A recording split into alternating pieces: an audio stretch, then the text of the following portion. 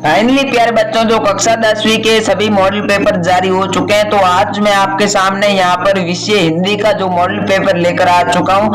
इस model paper में मैं आपको वह क्वेश्चन बताने वाला हूँ जो आपके वार्षिक परीक्षा यानी कि बोर्ड परीक्षा में आ सकते हैं। तो आप लोग इस वीडियो को अंत तक देखें और इसमें मैं सभी प्रश्नों के उत्तर आपको बताने वाला हूँ और बताने वाला हूँ कि किस तरीके से आपको ये उत्तर लिखने हैं और इसके उत्तर क्या होने वाले हैं। तो सबसे पहले हम बात कर लेते हैं मॉडल प्रश्न पत्र सत्र 2025-26 कक्षा 10वीं के हिंदी विषय के मॉडल पेपर की, जो कि कुल 70 पूर्णांक का रहने वाला है। 70 अंक का पेपर ये होने वाला है और इसमें समय आपको 3 घंटे 15 मिनट का मिलने वाला है। इसमें जो सामान्य कुछ निर्देश दे रखे हैं, सबसे पहला निर्देश यह है कि प्रारंभ के 15 मिनट परीक्षार्थियों को प्रश्न पत्र पढ़ने के लिए निर्धारित है। सबसे पहले 15 मिनट आपको ये प्रश्न पत्र पढ़ना, 3 घंटे में आपको इसका उत्तर देना है।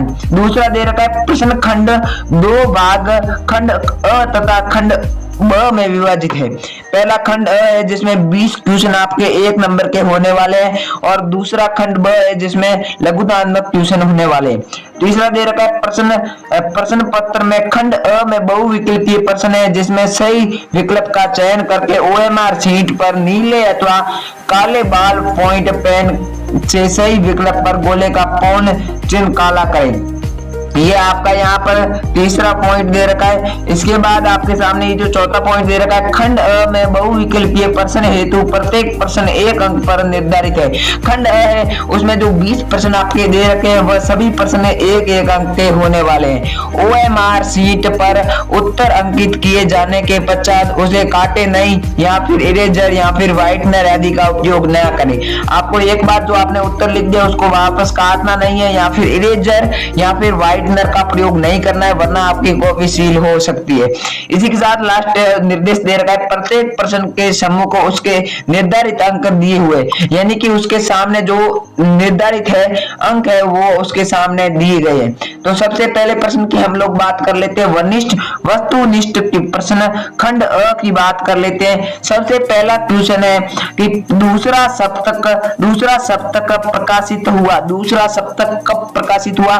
सन 1943 में, सन 1951 में, सन 1959 में, सन 1979 में। तो आपके सामने यहाँ पर 4 ऑप्शन दे रखे, तो आपका यहाँ पर सी ऑप्शन करेक्ट आंसर हो जाएगा। सन 1959 में सुमित्रा, दूसरा क्वेश्चन आपका दे रखा है सुमित्रानंद पंत की रचना है। सुमित्रानंद पंत की रचना कौन सी है? तो आपको बी ऑप्शन करेक्ट आंसर हो जाएगा पल्लव। 1 नंबर के ये सभी क्वेश्चन है। और तीसरा क्वेश्चन दे रखा है कि छायावाद की मुख्य विशेषता क्या है? छायावाद की मुख्य विशेषता क्या है? तो ए ऑप्शन करेक्ट आंसर हो जाएगा प्रकृति का मानवीकरण। ए ऑप्शन आपका यहाँ पर करेक्ट आंसर हो जाएगा। इसी के साथ हम बढ़ते आगे क्वेश्चन की ओर और चौथा क्वेश्चन जान लेते हैं। चौथा क्वेश्चन क्या पूछ रहा है? मैथिलीकरण गुप्त किस युग से संबंधित है? मैथिलीकरण गुप्त किस युग से संबंधित है? तो चौथे में आपका यहाँ पर बी ऑप्शन करेक्ट आंसर हो जाएगा शोल्क युग। और इसी के साथ हमारा 5वां क्वेश्चन दे रखा है केशव को कठिन काव्य का प्रेत किसने कहा? केशव को कठिन कार्य का प्रेत किसने कहा? तो आपका यहाँ पर हो जाएगा बी ऑप्शन करेक्ट आंसर हो जाएगा गिरीश सर ने। 1 नंबर के ये सभी क्वेश्चन है, छोटे छोटे क्वेश्चन है, आपको आंसर बता रहा हूँ, आप लोग जल्दी से जल्दी करते जाइए।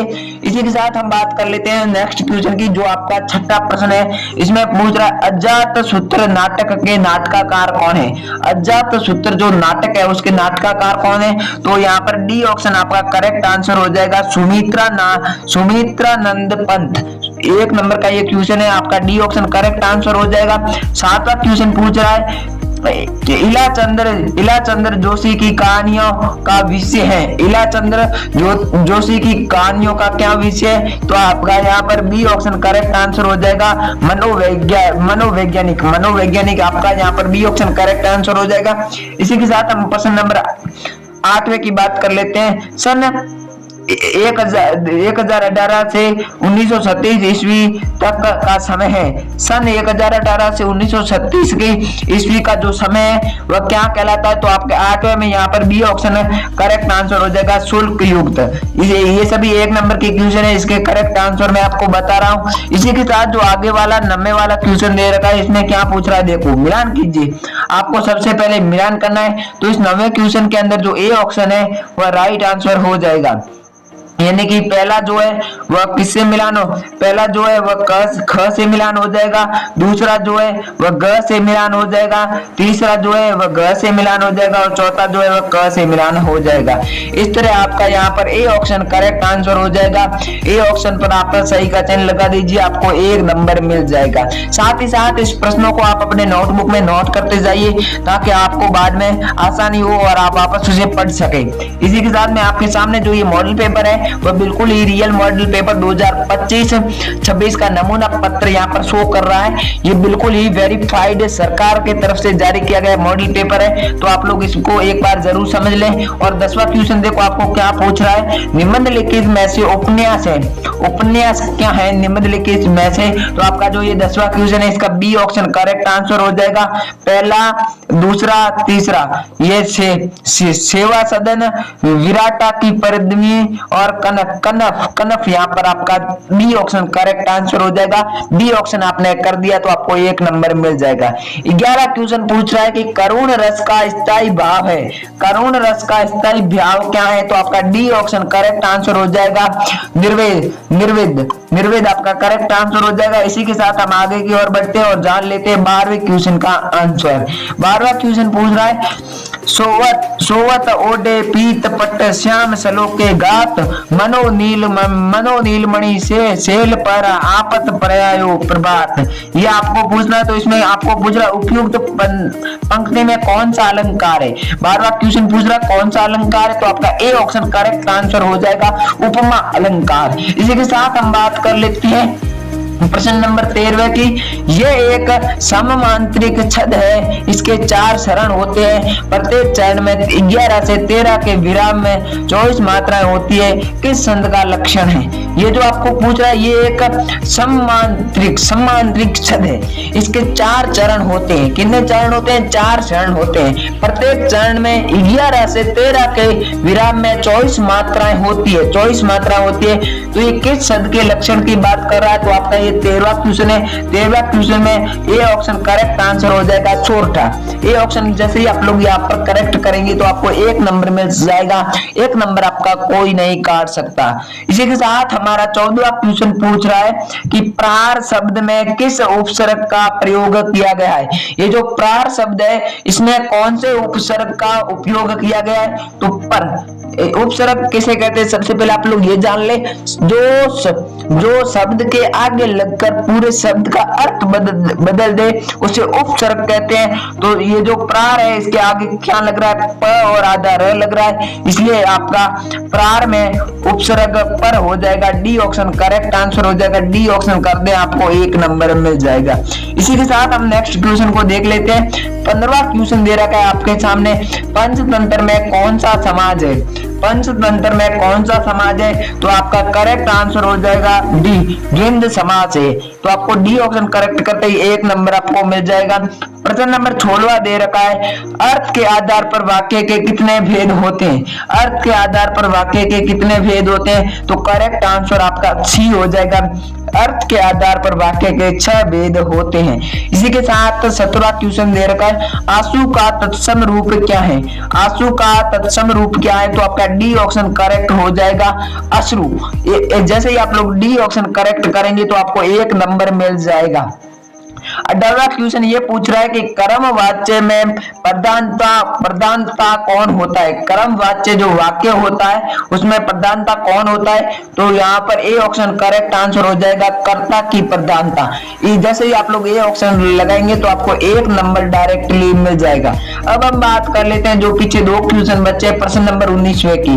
ताप्य शब्द में वचन और विभक्ति है। ताप्य शब्द है उसमें कौन सा वचन है, कौन सी विभक्ति है? तो आपका यहाँ पर बी ऑप्शन करेक्ट आंसर हो जाएगा। सप्तमी विभक्ति और द्विवचन है। सप्तमी विभक्ति और द्विवचन ये आप लोग करते ही आपको पूरा 1 नंबर मिल जाएगा। अब ये 20वां क्वेश्चन पूछ रहा है निम्नलिखित शब्दों में सर्वनाम है। निम्नलिखित में से सर्वनाम क्या है? तो आपको ये 20वां क्वेश्चन पूछ रहा है सर्वनाम जो संज्ञा के शब्द पर यूज होकर संज्ञा की जो स्थान ले लेते हैं उसे सर्वनाम शब्द कहते हैं। संज्ञा के स्थान पर प्रयुक्त होने वाले शब्दों को भी सर्वनाम शब्द कहते हैं। तो आपको पूछ रहा है इसमें सर्वनाम कौन है? तो आपका बी ऑप्शन करेक्ट आंसर हो जाएगा बचपन। बचपन सर्वनाम है। जैसे ही आप लोग ये आंसर करेंगे तो आपको 1 नंबर मिल जाएगा। अब साथियों हम आगे बढ़ते हैं और आगे के क्वेश्चन आंसर जानते हैं। उससे पहले अगर अभी तक आपने हमारी इस वीडियो को लाइक नहीं किया है तो वीडियो को लाइक करके हमारे चैनल स्मार्ट स्टडी ज्ञान को सब्सक्राइब कर ले ताकि ऐसे ही और वीडियो के लिए आपको हमेशा नोटिफिकेशन मिलती रहे और आप ऐसे ही बोर्ड में तरक्की करते रहे और पूरे 70 में से 70 नंबर ला सके। अब हम बात कर लेते हैं आगे के प्रश्नों की जो है खंड ब के प्रश्न है। ये वर्णनात्मक प्रश्न है। सबसे पहले इसमें आपको पहला प्रश्न दे रखा है निम्नलिखित गद्यांश पर आधारित 3 प्रश्नों के उत्तर दीजिए। ये जो गद्यांश पर आधारित आपको 3 प्रश्न पूछ रहा है, तीनों के उत्तर देने। प्रत्येक प्रश्न 2 नंबर का होगा और सारे प्रश्न 6 नंबर के होंगे। तो सबसे पहले हम इस गद्यांश को पढ़ते हैं। भिन्न भिन्न धर्मों को मानने वाले भी जो सारी दुनिया के सभी देशों में बसे हुए यहाँ भी थोड़ी थोड़ी संख्या में पाए जाते हैं और जिस तरह यहाँ की बोलियां और गिनती आसान नहीं उसी तरह यहाँ भिन्न भिन्न धर्मों के संप्रदाय को भी गिनती आसान नहीं। इन विभिन्नताओं को देखकर अगर अपरिचित आदमी घबरा कर उठे कि ये एक देश नहीं अनेक देशों का एक समूह है, ये एक जाति नहीं अनेक जातियों का समूह है, तो इसमें आश्चर्य की बात नहीं, क्योंकि ऊपर से देखने वालों को जो गहराई में नहीं जाता विभिन्नता भी देखने में आएगी। यह आपका जो ये पहले का ये जो गद्यांश दे रखा है इसमें आपको आपके सामने 3 क्वेश्चन पूछ रखे हैं, इन तीनों के उत्तर देने। सबसे पहला क्वेश्चन है उपयुक्त गद्यांश का संदर्भ लिखिए। संदर्भ लिखना है। उसके बाद लेखक ने भारतीय संस्कृति को अनेक देशों का समूह क्यों कहा है ये लिखना है। तीसरा है रेखांकित अंश की व्याख्या कीजिए। ये जो तीनों क्वेश्चन है ये बड़े हैं और इन तीनों क्वेश्चनों के आंसर मैं आपको अभी स्क्रीन पर आगे दिखा रहा हूं। तो आप तब तक के लिए हम आगे के क्वेश्चन जान लेते हैं और बाद में मैं एक साथ इन सभी चारों क्वेश्चनों के आंसर बता रहा हूं। अथवा में आपको क्या दे रखा है? अथवा में एक गद्यांश दे रखा है। हिंदी में प्रतीकशील साहित्य का निर्माण हो रहा है। उसके निर्माता ये समझ रहे हैं कि उनके साहित्य में भविष्य का गौरव निहित है, पर कुछ ही समय के बाद उनका ये साहित्य भी अतीत का स्मारक हो जाएगा और आज भी तरुण है और वही वृद्ध होकर अंतिम के गौरव का सपन देखेंगे। उसके स्थान के तरुणों को फिर दूसरा दल आएगा जो भविष्य का स्वप्न देखेगा। दोनों के ही स्वप्न सुखद होते क्योंकि दूर के ढोले सुहावरे हैं। यह आपका पद्यांश दे रखा है। सबसे पहला प्रश्न यह पूछ रहा है उपयुक्त पद्यांश का संदर्भ लिखिए। दूसरा प्रश्न पूछ रहा है रेखा के दस की व्याख्या कीजिए। तीसरा प्रश्न पूछ रहा है प्रस्तुत पद्यांश में प्रतिशीलता का क्या अर्थ है, ये आपको पूछ रहा है। तो मैं आपको गारंटी के साथ कहता हूं मेरे प्यारे भाइयों, मेरे पर विश्वास रखिए, मैं आपको आगे आंसर दूंगा। वीडियो में आपको कहीं भी आंसर बता सकता हूं। वीडियो को बिल्कुल भी स्किप ना करें क्योंकि ये वीडियो आपके लिए बहुत ही इंपॉर्टेंट होने वाला है। आपको ये जो एक ही वीडियो देखकर आपके बोर्ड में बहुत ही अच्छे मार्क्स आने वाले हैं। तो आप लोग इस वीडियो को थोड़ा ध्यान से देखना, मैं आपसे रिक्वेस्ट कर रहा हूं कि ये सभी बच्चों के लिए, मैं विशेष से 10वीं क्लास के बच्चों के लिए ये वीडियो बना रहा हूं।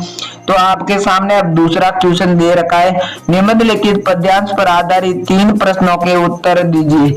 यहाँ पर आपको इस पद्यांश पर आधारित 3 प्रश्नों के उत्तर देने हैं। मोर पंखा सिर उपजे राखे, गुद की माल परे गराई, ये इस तरह दे रखा है। आपको पहला प्रश्न है, उपयुक्त पद्यांश के संदर्भ लिखिए, रेखा की दस की व्याख्या कीजिए।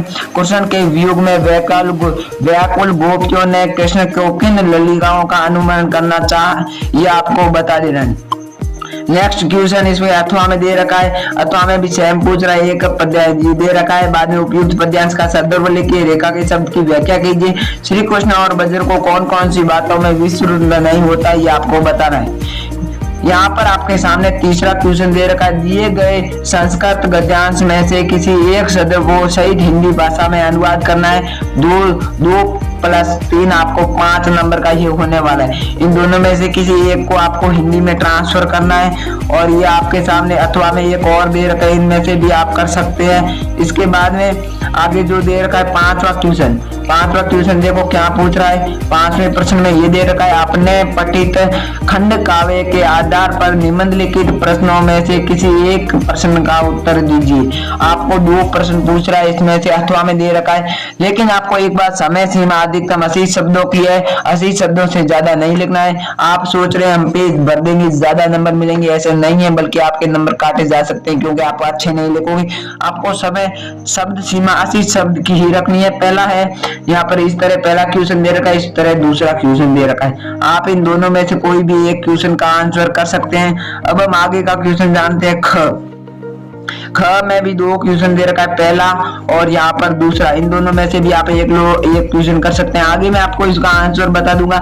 ग के पहला दे रखा है, ग में दूसरा दे रखा है, इन दोनों में से आप एक क्वेश्चन कर सकते हैं। ग में भी पहला दे रखा है, दूसरा दे रखा है, आप भी इनमें से एक क्वेश्चन कर सकते हैं। बाद में हम बात करते हैं जड़ की। यहाँ पर भी 2 क्वेश्चन अथवा में दे रखे, आप कोई भी एक क्वेश्चन अच्छे से कर सकते हैं, लेकिन सब सीमा 80 की है। च में 2 क्वेश्चन दे रखे हैं, छ में भी 2 क्वेश्चन दे रखे हैं, साथ ही में ज में भी 2 क्वेश्चन दे रखे हैं। आप इस दोनों में से कोई भी क्वेश्चन का आंसर कर सकते हैं। यहाँ पर ज में भी 2 क्वेश्चन दे रखे हैं। इसी के साथ आगे हम बात कर लेते हैं प्रश्न नंबर 6 की। दिए गए लेखकों में से किसी एक का जीवन परिचय देते हुए उनकी एक प्रमुख रचना का उल्लेखन कीजिए। आपको दोनों में से किसी एक लेखक का जीवन परिचय बताना है। शब्द सीमा 80 शब्द की होनी चाहिए। डॉक्टर राजेंद्र प्रसाद, रामधारी सिंह दिनकर या फिर आचार्य रामचंद्र शुक्ल। आपको इन तीनों में से किसी भी एक लेखक का जीवन परिचय बताना है। और इसी के साथ ख में दे रखा है, नीचे दिए गए कवियों में से किसी एक का जीवन परिचय देते हुए उनकी प्रमुख रचनाओं का उल्लेखन कीजिए। 80 शब्द होने चाहिए। 3+2 5 नंबर है। पहला दे रखा है बिहारी लाल, दूसरा दे रखा है सूरदास, तीसरा दे रखा है मैथिली शरण गुप्त, इन दोनों में से एक करना है। और 7वां क्वेश्चन दे रखा है, अपनी पाठ्य पुस्तक से कंठस्थ से कोई एक श्लोक लिखकर जो इस प्रश्न पत्र में ना आया हो। आपको एक ऐसा श्लोक लिख देना जो इस प्रश्न पत्र में नहीं आया है। मैं आपको आगे इन सभी क्वेश्चनों के आंसर देने वाला हूँ, आपके साथ PDF शेयर करने वाला हूँ। तो आप लोग आपसे रिक्वेस्ट रहेगी कि हमारे इस वीडियो को अंत तक देखें। 8वां प्रश्न क्या पूछ रहा है, निम्नलिखित में से किन्हीं 2 प्रश्नों का उत्तर संस्कृत में दीजिए। आपको इन जो आपके सामने ये 4 क्वेश्चन पूछ रहा है, इनमें से किसी 2 क्वेश्चन का आंसर आपको संस्कृत भाषा में देना है। इसी के साथ आगे वाला 9वां क्वेश्चन आपको क्या पूछ रहा है, निम्नलिखित में से किसी एक विषय पर निम्न लिखिए। आपको एक विषय पर कम से कम अधिकतम सीमा 200 शब्दों का आपको लिखना है। सबसे पहला पर्यावरण प्रदूषण, दूसरा विज्ञान अभिशाप या वरदान, तीसरा यातायात के नियम, चौथा है जनसंख्या लाभ या हानि, ये आपको बताना है। इसी के साथ आगे वाला 10वां क्वेश्चन दे रखा है। 10वें क्वेश्चन में आपको क्या पूछ रहा है, देखो 10वें उत्तर मध्य रेलवे को एक ऐसा शिकायत पत्र लिखे जिसमें ट्रेन में साफ सफाई और सुविधा न उपलब्ध होने का उल्लेखन हो। अथवा में दे रखा है, अपनी रुचियों का उल्लेखन करते हुए अपने मित्र को एक पत्र लिखिए। ये आपको लिख देना है। ये आपके 10 तक के क्वेश्चन दे रखे हैं। इनके आंसर अभी आप लोग स्क्रीन पर देख सकते हैं। ये मैं आपको सभी के आंसर बता रहा हूँ जहाँ से मैंने आंसर छोड़े हैं। 1 नंबर से लगाकर 10 नंबर के सभी आंसर बता रहा हूँ। आप लोग एक एक करके स्क्रीनशॉट ले सकते हैं। उससे पहले आपसे एक रिक्वेस्ट कर देता हूँ कि आप हमारे टेलीग्राम चैनल को ज्वाइन कर ले। टेलीग्राम चैनल की लिंक हमारे इसी वीडियो के नीचे डिस्क्रिप्शन में दे रखी है। वहां से आप लोग इस पेपर की PDF डाउनलोड कर पाएंगे। वो अभी उत्तर सहित आपको सारे उत्तर मिल जाएंगे, लेकिन मैं आपको अभी उत्तर भी बता रहा हूँ तो आप लोग स्क्रीन पर उत्तर देख सकते हैं। तो साथियों अब आप लोग उत्तर का स्क्रीनशॉट ले ले और वीडियो को अंत तक देख ले और चैनल को सब्सक्राइब कर ले, वीडियो को लाइक कर ले। Thank you. अब आप लोग सबसे पहले यहाँ पर उत्तर देख लीजिए। ये रहे उन सभी प्रश्नों के उत्तर, एक एक करके यहाँ पर आप लोग देख सकते हैं।